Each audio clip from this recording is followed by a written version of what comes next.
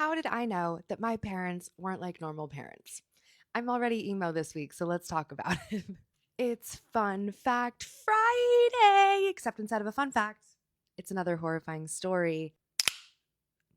So I get this question pretty often asking, when did I realize that the way that I was being treated at home wasn't normal, wasn't happening in my friends' homes, and really just when did I realize that my parents weren't like other parents?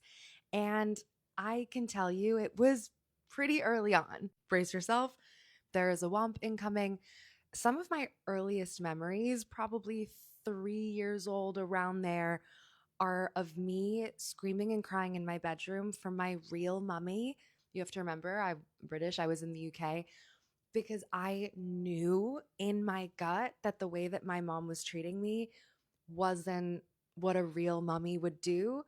So I would be in my room crying out my window, screaming for my real mummy, waiting for my real mummy to come get me. I warned you that there was a womp, okay? I warned you.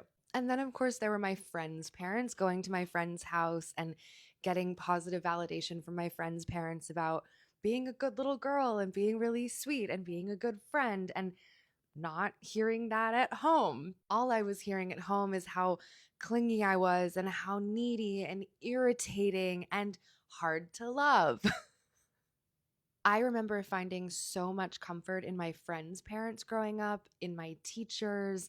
My kindergarten teacher meant the world to me. Like I remember those people really planting a seed that what I was experiencing at home wasn't normal and wasn't my fault from a really, really early age, because I didn't experience that with other people. It was just at home. And then a few years later, my hypothesis was proven correct because my brother comes into the picture. Another whomping coming. And when my brother comes into the picture, I saw my parents become parents to my brother. I saw them be the people that I wanted them to be for me, for him. My mom used to pick up my brother from school and not me. We went to different schools right up the road from each other. It's not like my school was 45 minutes away, an hour away. We went to schools in the same town. We were 6 years apart, so we were never at the same school at the same time. And my mom would pick up my brother from school and not me. I would walk a mile and a half home every day. And I'm not saying that a mile or a mile and a half is a really long walk. Like, it was okay. It was also in the winter and in the summer heat. So even though it wasn't a crazy long walk, it's just a weird inequity. By the time I got home, my brother had been home, changed out of his school clothes, had lunch. My parents were really sweet and understanding with my brother. And when I was being abused at home, they would reward my brother for some reason. After being physically and verbally abused, my mom would take my brother to Toys R Us and then crinkle the bag by my door, talking about how much fun they had and how many things she bought my brother at Toys R Us.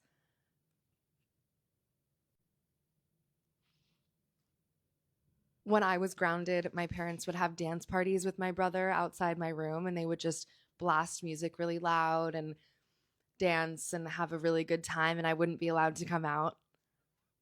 And when I wanted to go to college, my parents said that neither of them went to college. So if I wanted to go to college, I would need to pay my way, get my own tutors if I wanted an SAT tutor, take the test on my own, pay for all of those expenses myself, the tours, all of it. But they paid for all of that with my brother, which is really confusing for the brain when I can't even say that they're just bad at being parents, because I saw them as good parents to my brother.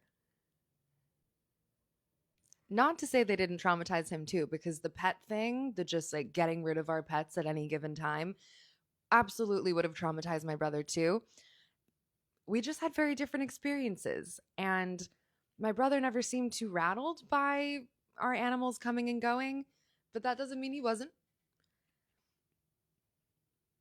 So, yeah, I hope that answers the question. I guess I've kind of always known. Happy Fun Fact Friday.